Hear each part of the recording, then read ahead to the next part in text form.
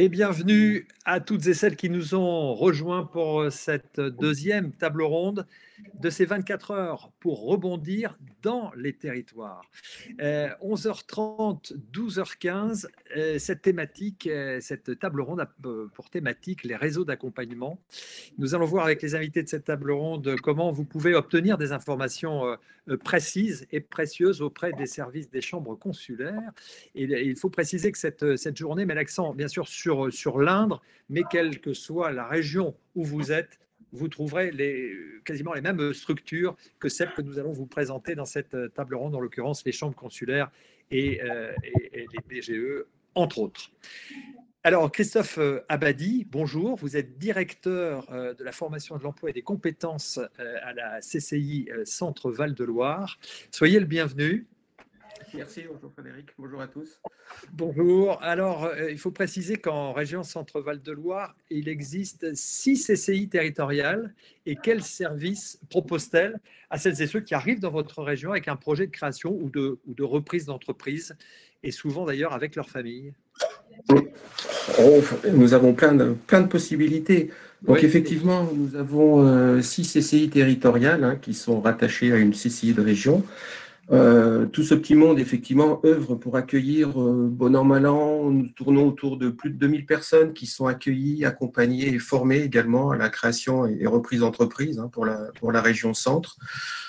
C'est une activité qui est vraiment très importante. Dans toutes les CCI territoriales, vous avez des conseillers, des référents qui sont là pour accueillir les gens et les accompagner, ainsi que les former, aussi bien à la création qu'à la reprise d'entreprise. On a des conseillers dans chaque département qui sont aussi spécialisés pour la reprise d'entreprise, qui est une activité qui progresse quand même d'année en année. Manifestement, c'est quelque chose qui est de plus en plus dans l'air du temps, sur des volontés de reprise de certains, et puis l'âge également des chefs d'entreprise qui avancent et qui finalement, les entreprises sont de plus en plus à reprendre en ce moment.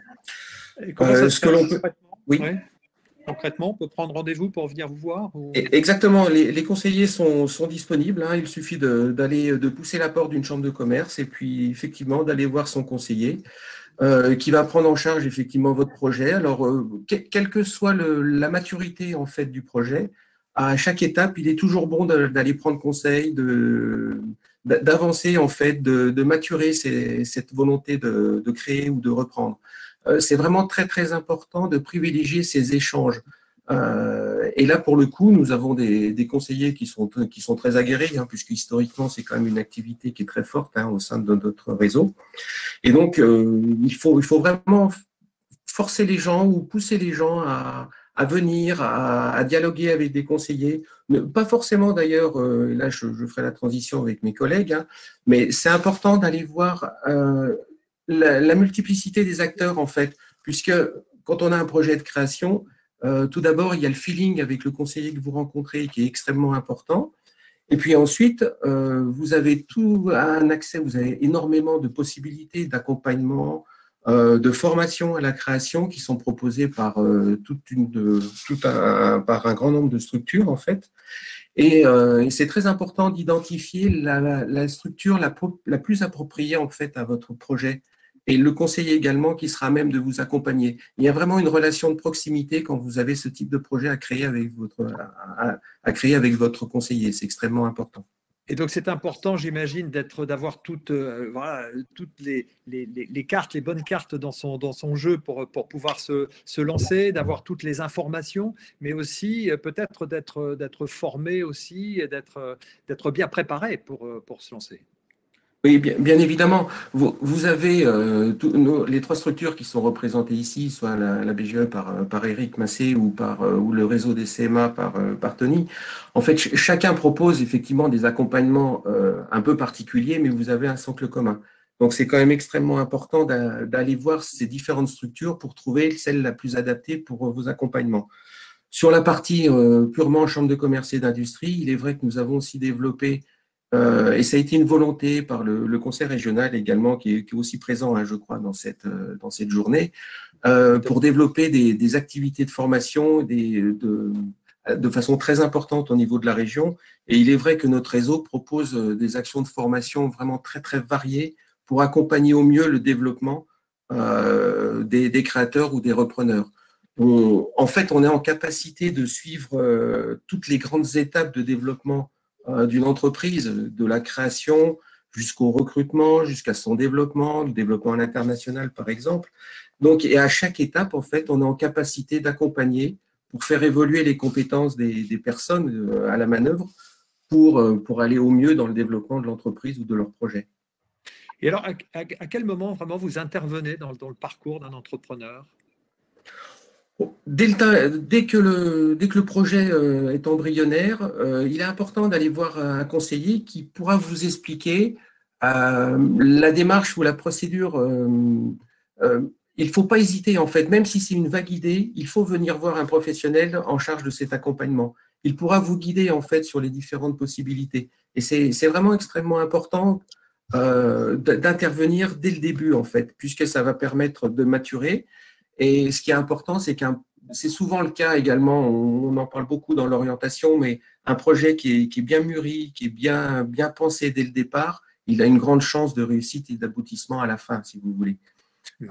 Souvent, on peut avoir une idée, une vague idée, ou sur un coup de tête, mais à un moment donné, il faut quand même avoir un regard extérieur qui puisse vous accompagner dans ce projet. C'est vraiment extrêmement important.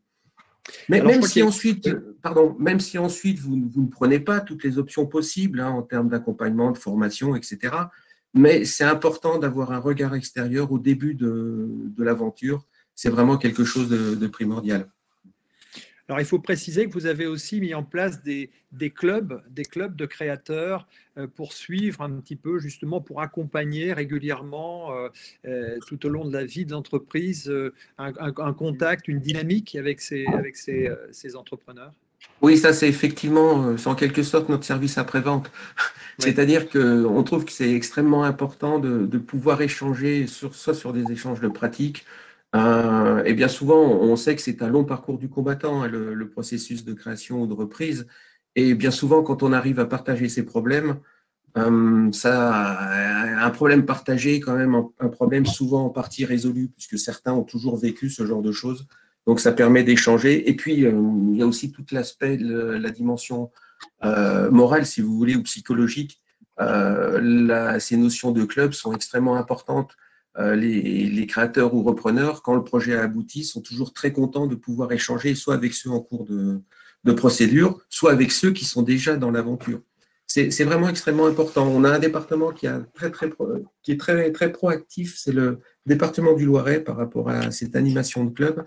Mais c'est vraiment des choses qui sont fondamentales. On ne peut pas dire, bon, ben voilà, maintenant vous avez créé, on ne s'occupe plus de vous, bien au contraire. Si on veut une pérennité, il faut qu'on accompagne au plus près ces personnes. Et bien souvent, quand ils ont eu tout ce projet et qu'ils ont été suivis et accompagnés par une structure, ils sont très, très contents en fait d'avoir ce regard toujours bienveillant sur leur activité. C'est vraiment quelque chose de fondamental. Et alors, si j'arrive voilà, dans la région, ou si j'habite dans la région, vous me proposez, par exemple, une formation, vous avez vraiment cet accompagnement lié à la formation, vous en avez parlé, il y a un appareil de formation assez performant. Oui, tout à fait. Nous avons alors, c'est vrai qu'on propose, on est plutôt axé sur des formations post-bac. Il est vrai que dans notre région, il y a toujours eu une répartition des rôles en fait entre les réseaux des chambres de métiers et le réseau des chambres de commerce sur la partie formation initiale. Les chambres de commerce et d'industrie forment plutôt sur des formations post-bac, donc du bac+2 jusqu'à des diplômes d'ingénieur, puisque nous avons en apprentissage des diplômes d'ingénieur d'HEI Lille et puis de l'INSA Centre-Val de Loire. Donc là, on est vraiment plutôt sur l'univers industriel pour accompagner au mieux l'évolution des compétences des entreprises qui sont présentes dans notre région ou qui s'installent dans notre région.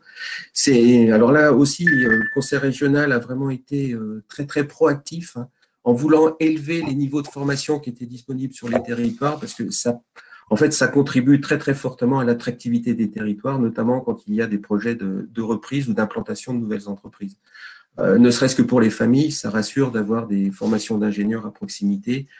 Pour l'image, c'est vraiment très, très bien. Et pour le coup, le Conseil régional a une dynamique très forte en permettant l'implantation d'une formation d'ingénieur dans chaque département de la région. Donc ça a été un plus. Et puis en parallèle, nous avons bien évidemment tout un catalogue extrêmement dense où on a plus de 4000 salariés d'entreprise qui viennent sur nos actions de formation continue pour faire évoluer leurs compétences et puis leur employabilité également, sur tout un tas de thématiques très transverses. Ça va de l'accueil jusqu'aux approvisionnements, logistiques, etc. Donc je ne vous fais pas tout le détail, mais c'est des aspects importants. Oui, et si on veut changer de métier, on peut également s'adresser Bien sûr. Alors, oui, bien évidemment, on est intégré dans tous les nouveaux dispositifs liés à la loi sur l'évolution de la formation professionnelle. Tout ce qui est recherche. Alors, nous formons également beaucoup de demandeurs d'emploi, en partenariat, encore une fois, avec le Conseil régional et avec Pôle emploi. Et effectivement, on retrouve beaucoup de projets de reconversion, bien évidemment, mais là, vous allez avoir les mêmes échanges avec Tony, notamment, qui forme beaucoup plutôt sur des formations infra-bac, beaucoup plus professionnalisantes, si vous voulez, sur des métiers proprement dit, type boulanger, charcutier, etc., où là, il y a aussi beaucoup de demandes et qui permettent des reconversions également intéressantes.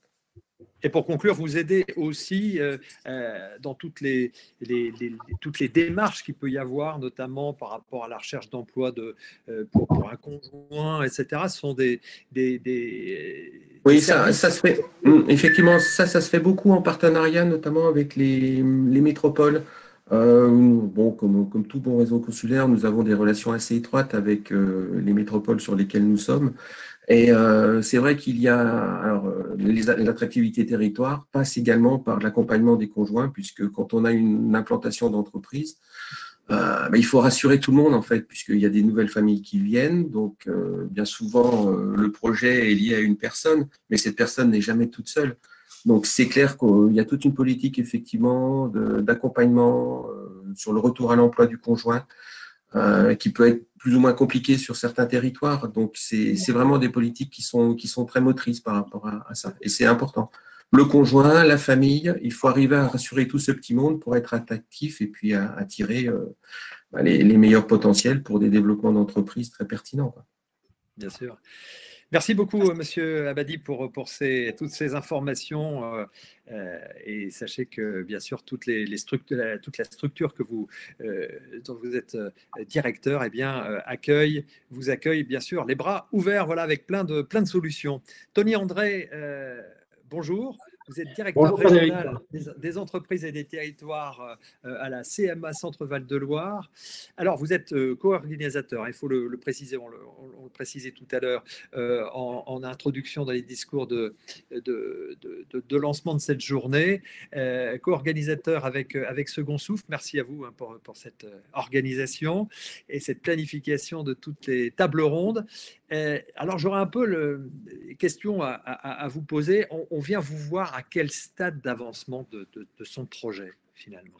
Déjà, c'est un plaisir de vous rejoindre aujourd'hui. Je sais qu'il y a plus de 200 personnes qui nous écoutent. Donc, la question posée, c'est à quel stade? Donc, aujourd'hui, les interventions des chambres de métiers sont à 360 degrés.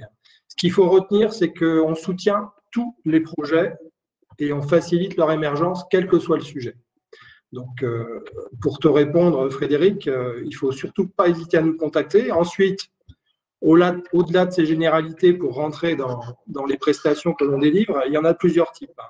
La première chose, c'est la création d'entreprise. Je veux créer mon entreprise dans l'artisanat. Donc, on a des interlocuteurs sur chacun des territoires. Je vous redonnerai d'ailleurs les numéros de téléphone dans le chat, parce que je vois que ça fait partie des questions posées. On intervient aussi sur la reprise d'entreprise. Ça a été dit dans le discours introductif par le président Gauthier. Il faut savoir qu'aujourd'hui, il y a 477 entreprises artisanales exactement à début avril qui sont à reprendre. Donc, c'est autant d'opportunités. Nous, aujourd'hui, la difficulté, et c'est l'intérêt aussi de cette journée, c'est qu'on a des boîtes à prendre. La plupart sont rentables, ont un avenir, mais on manque de personnes à mettre en face. Donc, on espère que la journée d'aujourd'hui permettra d'avoir des projets qui vont sortir. On intervient… Oui. Non, je disais, bien sûr, il faudra le redire, et il faudra qu'on aille sur le site pour pouvoir voir ces offres. On peut les voir quelque part? Oui, il y a un site internet qui couvre d'ailleurs 60% du territoire national qui s'appelle Transentreprise. Je donnerai les coordonnées sur le chat quand j'aurai terminé d'intervenir, mais retenez Transentreprise. D'ailleurs, c'est ouvert à tout le territoire national et pas uniquement à la région Centre-Val-de-Loire. Ensuite, on intervient sur du développement d'entreprise. On intervient bien évidemment auprès des artisans, mais pas seulement les commerçants. On accompagne aussi quelques professions libérales, mais notre cœur de métier, c'est l'artisanat. Et pour ça, on a 600 collaborateurs dans les chambres de métiers en région Centre-Val-de-Loire et on a 150 artisans élus qui nous permettent aussi d'aller sur les territoires et qui sont eux-mêmes à leur compte et qui ont cette capacité beaucoup plus importante à échanger avec des futurs porteurs de projets. On intervient aussi sur du conseil spécialisé. Dimitri l'a dit ce matin, on est sur un contexte un peu particulier qui est le Covid. Le Covid, tout le monde se dit, mais comment je vais continuer à travailler sans voir mes clients? Donc, on a des conseillers spécifiques qui interviennent sur la digitalisation des services auprès des artisans. Par exemple, comment être présent sur Internet, comment faire du click and collect, comment référencer nos entreprises. Donc, on a des conseillers spécialisés. On intervient aussi sur des points très précis sur le développement durable, qui aujourd'hui, au-delà d'être une tendance, est aussi un marché. Beaucoup d'entreprises artisanales interviennent dans le domaine du développement durable. Donc, on accompagne les entreprises pour réduire leur gestion des déchets, améliorer la maîtrise de l'énergie. Et on accompagne aussi avec des conseillers spécialisés, un par département, sur tout ce qui est développement de prestations vertes, par exemple. On a une marque nationale qui s'appelle Réparacteur, qui permet d'accompagner des artisans sur ce type de projet. On intervient sur les tables rondes cet après-midi, oui, notamment. Oui, je crois que ce sera abordé aussi dans les témoignages de cet après-midi. Les témoignages d'entrepreneurs, tout à fait. Exactement. On intervient sur des thématiques propres et chères aux chambres de métiers, deux en particulier, l'artisanat d'art, où on a beaucoup de personnes qui s'installent dans l'artisanat d'art. Donc, on a des spécialistes de l'artisanat d'art, des conseillers. On intervient aussi sur le secteur de l'alimentaire. Quand je dis on intervient, c'est en conseil, en formation. Christophe l'a dit tout à l'heure, le réseau des chambres de métiers en région Centre, c'est 6 CFA. Et les CFA ne forment pas que des jeunes. On forme aussi des adultes sur les métiers de l'artisanat. Dans les témoignages, Frédéric, cet après-midi, je crois que tu as d'ailleurs quelques adultes qui ont, après un parcours de reconversion, repris une entreprise. Tout à fait. Notamment une boucherie-charcuterie, je crois. On intervient sur le suivi de l'activité. Quand je dis suivi, c'est l'accompagnement des entreprises avec des points réguliers avec le chef d'entreprise. Et enfin, l'insertion professionnelle est un sujet important. C'est je cherche un travail, je cherche un apprentissage dans l'artisanat. On gère des bourses d'emploi et des bourses d'apprentissage, parfois d'ailleurs avec les services de Pôle emploi, puisque ce n'est pas aujourd'hui l'emploi qui manque dans l'artisanat, c'est on manque de bras en face. À la fois, oui. Oui, je me permets de te couper. Qu'est-ce que concrètement, on voit qu'il y a plein de possibilités, évidemment. Qu'est-ce que concrètement vous apportez aux entrepreneurs qui sont en difficulté? On a un référent par département qui les accompagne à la fois pour faire un point sur leurs difficultés, parce que les difficultés, ça ne naît pas comme ça. Il y a une origine qu'il faut trouver. Est-ce que c'est un défaut de développement commercial, un défaut de financement? Donc, on intervient sur le diagnostic. On peut intervenir sur des recherches de financement. Ça a été dit ce matin par les représentants de l'État lorsqu'on a évoqué médiateur de crédit. Donc, sachez qu'au sein de chaque chambre, on a ce qu'on appelle un tiers de confiance qui peut effectivement favoriser la mise en relation et la recherche et trouver des solutions en termes de financement. Et puis, sur les entreprises en difficulté, on ne fait pas tout dans les chambres, mais on a des partenariats importants avec des associations qui œuvrent dans le domaine des entreprises en difficulté. Je vais citer les GPA, et puis je vais citer aussi une association qui s'appelle APESA, qui intervient sur la détresse psychologique des chefs d'entreprise. Voilà concrètement ce qu'on apporte. Diagnostic, mise en réseau, recherche de solutions. Oui, c'est ça, à Pesa, avec l'Observatoire Maroc, qui fait aussi partie des, voilà, des solutions proposées par le portail du rebond. Vous conseillez aussi, vous donnez des conseils pour se rapprocher de groupements professionnels aussi Oui, les chambres de métiers sont constituées de professionnels. Hein. Ouais. Il faut savoir que les élus des chambres de métiers, les artisans élus, représentent chacun un métier. Donc, on travaille avec des organisations professionnelles, tous les métiers, hein, les 450 métiers. Bon, ils ne sont pas tous représentés à un niveau départemental parce qu'on n'a que 25 élus, mais on représente les maçons, les électriciens, enfin, tous les métiers artisanaux. Vous pouvez, on a des professionnels, des référents. Et puis, on a bien sûr les formateurs des CFA qui sont là aussi. Alors, une petite question, puisque en fait, les porteurs de projets, les gens qui nous écoutent, et c'est le nerf de la guerre, c'est l'aide financière. Est-ce qu'il y a des aides financières possibles? Les aides financières sur les projets, oui, il y a des aides financières. Après, la chambre de métier en elle-même ne décaisse pas, elle ne fait pas un chèque. Par contre, on active des réseaux, on instruit des dossiers, on instruit des projets qui permettent à des partenaires financiers de financer ces porteurs ces projets. Donc, notamment la région Centre.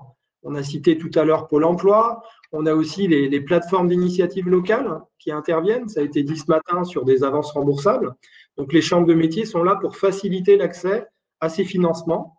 Et puis, on a parfois des financements privés, des fondations. Donc là, c'est du sur-mesure. Et Frédéric, pour te répondre, le meilleur moyen, c'est de nous contacter parce que les aides sont diverses et elles ne sont pas toujours les mêmes sur les territoires. Parce que elles sont gérées par des choix politiques qui peuvent être différents d'un territoire à l'autre. Parfait. Merci beaucoup, Tony, pour toutes ces informations très riches et tout ce que propose la Chambre des métiers et de l'artisanat Centre-Val de Loire. Merci beaucoup. Je vais passer la parole maintenant à Éric Massé. Bonjour Éric, vous êtes secrétaire général de la BGE, alors de l'Indre, du Cher et de la Touraine. Alors ça représente un vaste territoire. On sait que les BGE sont implantés également sur tout le territoire français. On vous trouve un peu partout et vous faites partie donc, de ces structures d'accompagnement des projets. Quel serait le point peut-être un peu différenciant avec les CCI ou avec justement la CMA? Bien, merci d'abord pour cette invitation parce que je suis ravi de participer à ce webinaire et puis de pouvoir partager mon métier avec autant de personnes et mes confrères. Moi, je représente effectivement les BGE, c'est un réseau national associatif. Pour en dire deux mots, il y a 50 BGE en France, plusieurs milliers de salariés. En région Centre, il y a 6 BGE, une par département, et moi, je suis le secrétaire général, effectivement, des BGE de Tours, de Bourges, enfin du Cher et de l'Indre. Ce qui nous distingue, c'est peut-être le fait que nous sommes des généralistes. C'est-à-dire que on nous a donné la possibilité, l'État nous a donné la possibilité d'intervenir sur tout type d'entreprise, tout type de projet, partout, sans avoir forcément, sans être lié à l'immatriculation ou à la nature du projet. Je pense que c'est une grande liberté, puisque chaque secrétaire général de BGE est avant tout un entrepreneur, et nous avons, nous, à gérer un projet d'entreprise, qui est une entreprise associative, mais nous avons à faire en sorte que cette boutique associative puisse rendre le service qu'on attendait. Et je pense que notre principale occupation à nous, secrétaires généraux, c'est les compétences, la gestion des compétences, la montée en charge et la réponse quotidienne aux attentes de nos clients, qui sont des personnes qui viennent s'adresser au BGE pour obtenir. Alors justement, qui vient vous voir? Est-ce que ça peut être pour un projet de création, un projet de reprise? On peut venir vous voir dans le cadre de ces cas-là? Déjà, Frédéric, on peut venir nous voir pour une idée. Ouais. On peut être en amont d'un projet. Voilà, en amont, parce que je pense que mes confrères sont d'accord pour dire qu'on est leader quand même sur l'émergence du projet avec les marchés Pôle emploi. On gère Active Créa sur l'ensemble de la région Centre, à peu près partout en France, les BGE. C'est une mission d'émergence, c'est-à-dire quelqu'un a un projet, une idée. Pôle emploi, effectivement, c'est le demandeur d'emploi, mais on s'adresse aussi aux salariés, aux personnes en reconversion professionnelle, à des entrepreneurs qui portent une idée supplémentaire. Alors, qu'est-ce que vous leur proposez concrètement?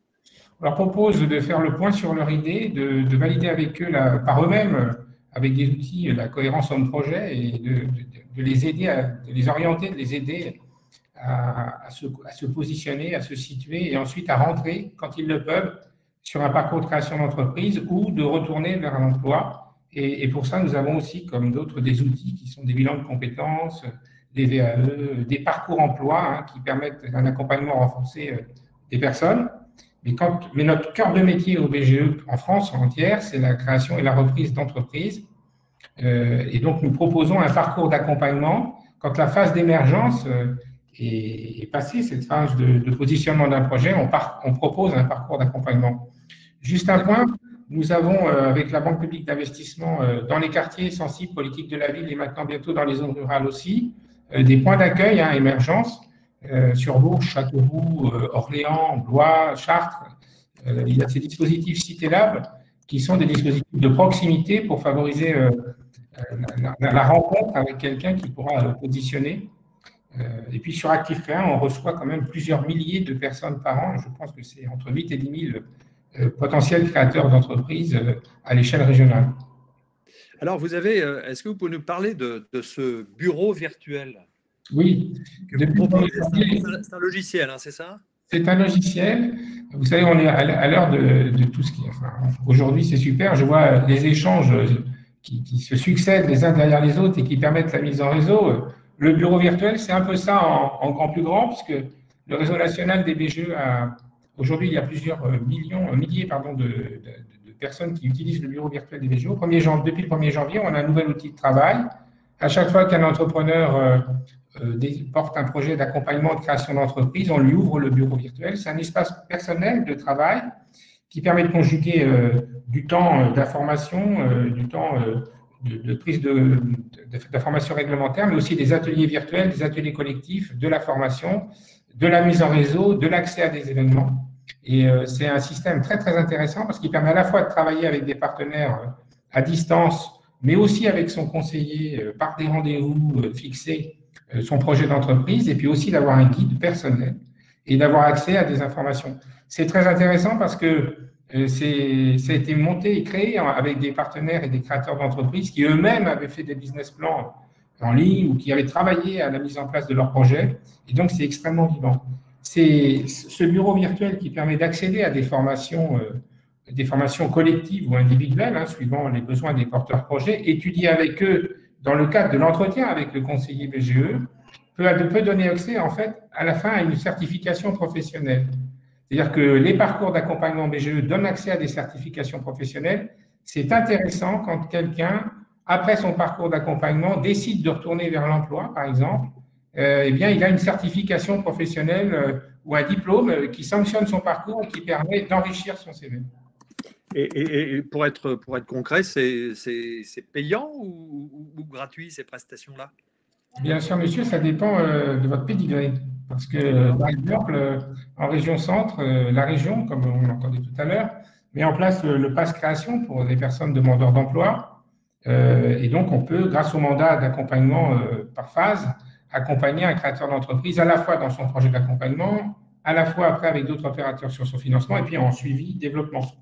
Les BGE sont aussi des acteurs, j'entendais tout à l'heure, très forts de la formation professionnelle et de l'accompagnement post-création. On gère des clubs d'entrepreneurs importants, liés d'ailleurs au bureau virtuel, qui donnent accès immédiatement, le bureau virtuel, à ces clubs d'entrepreneurs, à un réseau d'entreprises partenaires installés. Donc ça, c'est quand même très, très important. Alors, donc, on l'a compris, un appui au niveau du montage du projet, un accompagnement sur de la formation, de la montée en compétences, la force de cette proximité avec ces BGE, ces 50 BGE en France et également progressivement dans les zones rurales. Quel message souhaiteriez-vous faire passer aux personnes qui nous écoutent et qui se posent la question peut-être de savoir s'ils ne rebondiraient pas ailleurs que dans les grandes métropoles? Alors, je leur dirais que l'entrepreneuriat, c'est pour tous. et que tout le monde se pose un jour la question de savoir s'il est à son compte et que nos outils sont calibrés pour aider les personnes à se faire par elles-mêmes une idée. Notre travail à tous, c'est de rendre l'entrepreneur parfaitement autonome ou celui qui crée son entreprise totalement autonome et d'accompagner en permanence son autonomie par la prise d'informations et pour revenir à votre question, nous avons une forte démarche de proximité. Une forte démarche de proximité qui est liée aussi au numérique et à l'emploi, puisque nous sommes fondateurs, partenaires d'un certain nombre de tiers-lieux sur les territoires, en proximité forte sur des communautés de communes dans les zones rurales et proches des zones urbaines, ou dans les zones urbaines comme les centres d'affaires de quartier de Châteauroux et de Bourges. Et je dirais à ces personnes qu'elles peuvent être accueillies partout, dans des bonnes conditions de compétences métiers reconnues, dans une norme qualité forte, et que nous savons faire la synthèse entre ce que aujourd'hui on doit savoir du monde numérique, l'apprentissage du numérique, quel que soit le métier d'entrepreneur, et en même temps l'accompagnement d'un porteur de projet. Ces centres permettent à la fois de travailler sur l'acquisition de compétences dans de bonnes conditions et avec des permanents, des conseillers en permanence formés aux évolutions des systèmes. Merci. Tony André, peut-être d'un mot, votre sentiment justement aussi, votre conseil, j'allais dire, ou le message que vous souhaiteriez faire passer à ces personnes qui voudraient s'installer comme ça dans les territoires. Ne pas rester isolé. Et puis, vous l'avez compris, la diversité des partenaires font qu'on trouve forcément un partenaire pour accompagner son projet. Ne restez pas isolé et surtout, au-delà des structures, il y a un feeling à trouver avec le conseiller qui va vous accompagner. Il y a une relation humaine qui se crée. Parfois, elle est digitale. Eric l'a précisé avec le bureau virtuel. C'est vrai qu'il faut rester et l'approche humaine est très importante. Donc, moi, le conseil, c'est ça. C'est restez pas isolé, allez voir plusieurs opérateurs parce que ça vous permet aussi d'avoir des conseils divers. Et puis, aujourd'hui, faites-le en physique, en digital. Tous les moyens sont sur la table pour être accompagnés. Et alors, Christophe, je vous redonne la parole également sur la nécessité, vous l'avez dit, et c'est votre métier, la formation, de monter en compétences, c'est véritablement très important pour un entrepreneur aujourd'hui. On s'est peut-être lancé dans le temps un peu comme ça, avec son marteau, avec son outil, et puis on se lance dans l'artisanat. Aujourd'hui, c'est plus vraiment possible.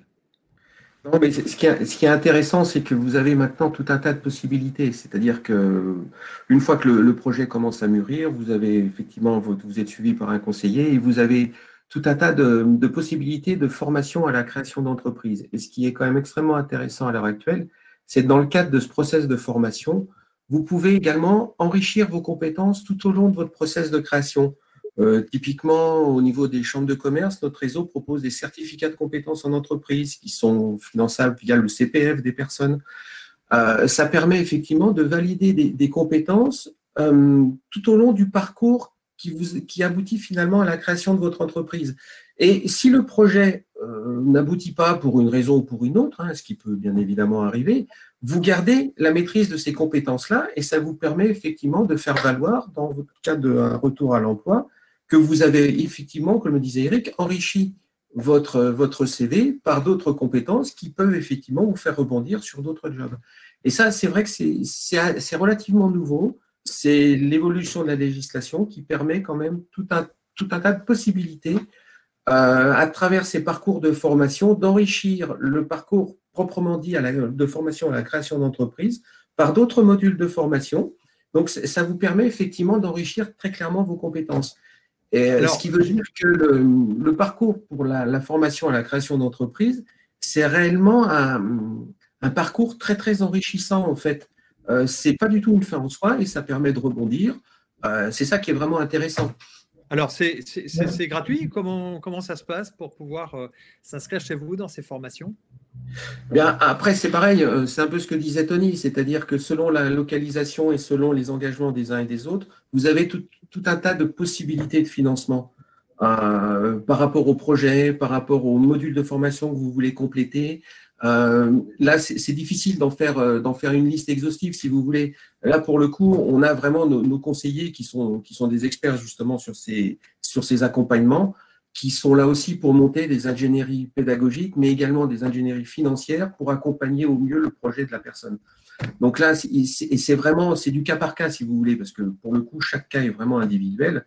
Et ensuite, en fonction des échanges qu'il y a entre le conseiller et puis le porteur de projet, effectivement, l'idée, c'est d'orienter cette personne-là sur des parcours qui vont vraiment lui apporter un plus. Et puis, bien évidemment, avec toujours comme objectif de créer l'entreprise et de pérenniser cette activité. Ça, c'est vraiment fondamental. Mais c'est ce que disait Tony, on a vraiment affaire à chaque fois à des cas particuliers. Donc, c'est important, effectivement, d'aller voir son conseiller, surtout ne pas rester isolé. Là, pour le coup, on est vraiment tous d'accord par rapport à ça. Il faut partager le projet. C'est vraiment extrêmement important. Il faut déjà le partager en famille, parce que ça aussi, il faut que ce soit acquis et tout le monde bien ça à l'idée. Et puis ensuite, s'ouvrir un peu aux autres pour trouver le meilleur accompagnement. Cette notion de feeling est extrêmement importante. Donc, ne restez pas isolés. Allez voir vraiment dans toutes les structures possibles. Les financements sont là, sont très divers selon les endroits, selon les structures. C'est vraiment très important de ne pas rester isolé, ne pas rester, c'est pas le mot prisonnier, mais vraiment, il faut vraiment s'ouvrir aux autres et à toutes les possibilités possibles. D'accord, donc ne pas rester seul, aller rencontrer toutes ces différentes structures, les BGE, les CCI, les CMA, etc., pour pouvoir obtenir toutes les informations. Et puis après, pour le financement, on l'a compris, en fonction de savoir dans quelle case vous pouvez rentrer et par quel biais vous allez pouvoir faire financer ces formations et ces parcours d'accompagnement.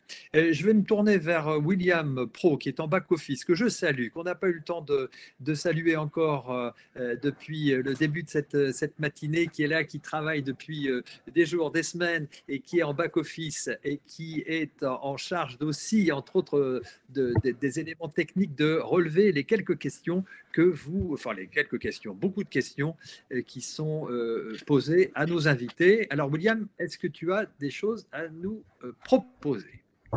Oui, bonjour à tous. Il y a beaucoup de questions. Je vais commencer par une question qui revient un petit peu. C'est savoir si la BGE ou la CCI, la CMA, est-ce qu'il y a quelqu'un qui pose la question, est-ce que c'est adapté aux startups qui sont souvent très digitalisées et sur les réseaux sociaux ? Alors, les startups, qui veut répondre ? Alors, Eric, oui, Eric. Mais je pense qu'on va tous… Bien sûr, on a tous des programmes d'accompagnement aux startups. On a bien sûr pris conscience de l'intérêt d'accompagner les startups dans nos territoires. On propose des conseillers dédiés avec des formations spécifiques d'accompagnement des startups et aussi des programmes spécifiques. Comme vous disiez tout à l'heure, on a réussi à adapter nos parcours et nos programmes à nos interlocuteurs et aux créateurs entrepreneurs d'entreprise qui s'adressent à nous. Voilà. Alors, on est en lien avec des incubateurs de start-up ou par exemple le village de l'ASEA qui héberge. On est au sein, les uns les autres, d'écosystèmes qui permettent l'accueil, l'accompagnement et l'appui financier des start-upers. Oui, c'est ça, parce qu'en fait, il faut préciser que pour qualifier un petit peu la start-up, pour l'identifier, ce sont des projets qui peuvent grimper assez vite et qui vont avoir besoin d'employer beaucoup de monde et d'avoir besoin de lever des fonds quelque part, des fonds importants. Donc, c'est des profils particuliers. Absolument. C'est des profils de chercheurs, d'entrepreneurs avec des idées novatrices, souvent. Bon, effectivement, il y a parfois des gens qui suivent des pionniers, mais voilà, il y a une partie particulière qui est celle de la rapidité, de l'idée nouvelle et parfois, souvent, de la mise de fonds assez conséquente. Alors, pour les CMA, Tony Oui, Frédéric, pour compléter le propos d'Éric, donc effectivement, il y a des incubateurs sur quasiment tous les départements. Donc, renseignez-vous. Je vois sur Chartres, par exemple, vous avez 2 incubateurs sur Chartres. Il y en a un sur Tours. Il y en a un d'ailleurs qui est géré par les chambres de métiers à Tours, qui s'appelle Talent Up. On en a sur Orléans aussi. Donc, et comme le disait Eric, c'est à la fois les consulaires ou les BGE peuvent accompagner l'individu, et ensuite travailler avec les incubateurs existants. Voilà. C'est aussi de la mise en réseau, tout ça. D'accord. Et pour les CCI, j'imagine que c'est la même chose. Vous avez des informations là-dessus, Christophe? Oui, c'est la même chose. On a créé un peu partout sur le territoire des écosystèmes, en fait, des incubateurs qui permettent d'accueillir des start-upers, de mutualiser des moyens. Et puis, c'est ce que disait aussi Tony, c'est extrêmement important de se rapprocher pour voir là où sont les meilleurs écosystèmes pour arriver à échanger et constituer un réseau. C'est vraiment la base, en fait. Donc, pour le coup, toutes nos structures, effectivement, proposent des capacités d'accueil et qui facilitent le développement de ce type d'activité. Il n'y a absolument pas de discrimination, qu'on soit start-upper, qu'on soit futur boulanger ou qu'on soit futur industriel. Il n'y a pas de limite, si vous voulez. C'est vraiment extrêmement important de nous rencontrer et puis de nous voir. D'ailleurs, ce qui est intéressant, c'est que souvent, parfois, et ça c'est quand même passionnant, c'est comment les métiers évoluent. C'est-à-dire que nous avons des gens installés dans les professions dites classiques et qui demain se révèlent des start-upers parce qu'ils ont une bonne idée, ils ont eu un brevet, ils décident tout d'un coup. Par exemple, j'ai reçu il y a quelques jours un ingénieur de bureau d'études sur un projet totalement innovant qui est en phase d'industrialisation de son projet après 4 ans d'incubation. Il part d'un métier totalement classique. Et ça, c'est passionnant qu'on puisse nous aider à cette génération, la rémunération des métiers. Tout à fait. Merci beaucoup pour cette réponse. William. Frédéric, peut-être pour compléter, pour terminer sur le sujet, je vois sur les diplômes d'ingénieurs que l'on propose, on a un accompagnement et une sensibilisation assez forte également pour inciter ces élèves à basculer sur le côté c'est pas le côté obscur, mais c'est le côté de la force positive pour la création d'entreprises. D'accord. Merci pour ces précisions. On voit que c'est tout à fait possible pour les start-upers de trouver des réponses et des oreilles pour les écouter. William, une autre question. Oui, on veut savoir quelle entreprise, de qui dépend-on? Est-ce qu'on dépend de la CMA ou est-ce qu'on dépend de la CCI? Comment le savoir? Alors, comment le savoir? Les deux chambres, en fonction de l'activité, qui peut répondre? Alors, Tony, peut-être. Oui, est-ce qu'on dépend de la CMA ou est-ce qu'on dépend de la CCI? J'ai vu la question, elle venait d'une personne. Ce que je lui disais, c'est de me dire quelle activité elle souhaitait faire. Et je lui répondrai, mais ce qu'il faut retenir, c'est que les activités plutôt manuelles sont artisanales. C'est des entreprises de petite taille, jusqu'à 10 salariés, et puis qui ont la maîtrise d'un savoir-faire particulier. Donc, on a cité quelques métiers emblématiques de l'artisanat. Il y en a qui sont moins connus. Le boucher, tout le monde voit que c'est un artisan. Par contre, sachez qu'une activité de télésecrétariat, par exemple, est une activité artisanale. Donc, je crois que Caroline qui a posé la question, si Caroline me précise sa demande, je lui répondrai précisément. C'était Amélie. C'était Amélie, pardon. D'accord. Merci. Oui. Une autre question. Est-ce que la CCI ou la CMA ou BGE peut-elle m'aider à élargir mon réseau? Bien sûr. Alors, on l'a entendu, effectivement, les structures que vous représentez favorisent justement les échanges et le rapport, on l'a précisé tout à l'heure, vous l'avez dit, avec toutes les services comment dirais-je, des organisations professionnelles, etc. Donc, et puis tous ces clubs.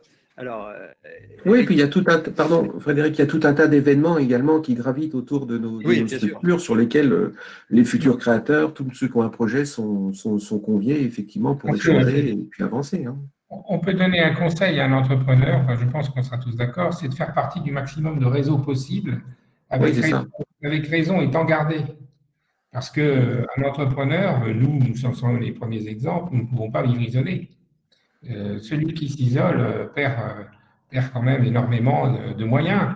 Et donc, nous sommes tous promoteurs d'outils. Et comme le disait Christophe justement, de manifestations et d'événements qui permettent aux personnes de rencontrer, de situer et de pousser des choses, il faut que les gens soient le maximum intégrés dans des réseaux locaux, territoriaux, plus larges, professionnels ou autres. Bien sûr, c'est la clé, c'est une des grandes clés de la réussite des entreprises. C'est aussi pour tisser des liens, des informations métiers, des informations diverses et variées, et puis de pouvoir aussi peut-être et certainement créer du business. Une autre question encore peut-être, William? Oui, une dernière. Peut-on bénéficier d'un accompagnement quand on est profession libérale, par exemple psychologue? Qui veut répondre? Tout le monde. Je peux répondre. Ça pose aucun problème, encore une fois. Dès qu'il y a un projet qui commence à mûrir, en fait, pousser la porte d'un de nos établissements pour discuter, voir un conseiller, et puis ce qu'il en est, qu'on soit libéral, que l'on soit demandeur d'emploi, que l'on soit étudiant, peu importe, en fait. Nos structures sont là, effectivement, pour accueillir ce type de problématique, quelle que soit l'origine de la personne. Eric, une précision peut-être justement pour ces professions? Oui. Non, mais tout à fait. Enfin, en tout cas, pour ce qui nous concerne, nous, c'est le type d'entrepreneurs que nous recevons avec beaucoup d'autres professions libérales, notamment dans le domaine médical. Un point quand même, c'est que nous avons tous l'obligation quasi structurelle d'accompagnement des créateurs repreneurs d'entreprise. Nous avons quand même des méthodes, des métiers et des outils qui diffèrent. Alors, le fond est le même, la principe est la même, mais les compétences, et comme vous disiez justement, il y a une notion individuelle de bien s'entendre et d'être bien avec la personne qu'on rencontre, parce que c'est une forme de coaching que l'on propose à toutes les étapes de la création d'entreprise, parce que n'oublions pas que nous sommes faits pour aider des gens à devenir des entrepreneurs qui gagnent leur vie, qui créent des emplois si possible, et qui ont une pérennité forte sur nos territoires. Et donc, à chaque étape, il y a une notion d'appui, de coaching et de travail personnel avec celui ou celle qui nous sollicite, avec une quasi-obligation, une responsabilité de prise en charge, de résultats, d'écoute et d'appui. Et donc, nous avons tous cette obligation de résultat qui est d'aider les autres. Mais nous avons construit avec le temps des méthodes et des approches complémentaires, mais avec des outils qui sont chacun des nôtres.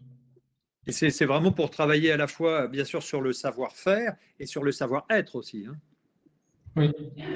Oui, tout à fait, absolument. Et c'est pour ça, vous voyez, c'était intéressant, dans les clubs affaires ou dans les clubs d'entrepreneurs, on parle beaucoup de la notion de savoir-faire, de savoir-être, de pitch, de présenter ses compétences, de savoir se présenter. Et on travaille beaucoup sur la notion de gestion d'entreprise, d'autonomie. Voilà. On travaille beaucoup, énormément, de plus en plus, la posture de l'entrepreneur et le bien-être pour l'entrepreneur dans le travail. On n'en a pas du tout parlé, mais c'est effectivement un sujet actuel très important qui dépasse complètement le champ du monde virtuel. Nous travaillons beaucoup sur comment être bien dans sa fonction d'entrepreneur. Voilà, tout à fait. C'est ce que précisait justement Dimitri Pivot dans son intervention dans la table ronde précédente. Effectivement, travailler sur le savoir-être et sur la posture entrepreneuriale, et ça, c'est tout à fait important. Alors, il est 12h18, on a dépassé de 2-3 minutes cette table ronde. On se retrouve. Merci beaucoup, messieurs, et merci Eric, merci Tony, merci Christophe pour vos conseils et vos informations précieuses. J'espère qu'elles leur ont été aux oreilles de nos internautes. Et puis, on se retrouve dans 10 petites minutes à 12h30 jusqu'à 13h30 pour parler des réseaux de financement. Vous pouvez toujours vous inscrire, si vous le voulez, donc aux tables rondes suivantes. Et n'oubliez pas de participer au tirage au sort en cliquant sur le lien qui est disponible dans le chat pour participer à ce concours que l'on vous propose aujourd'hui pour gagner 2 séjours de 2 jours pour 2 personnes à gagner, voilà, si vous voulez entreprendre dans l'Indre. Voilà, à tout à l'heure. Merci encore et à tout de suite pour la table ronde suivante. Merci beaucoup.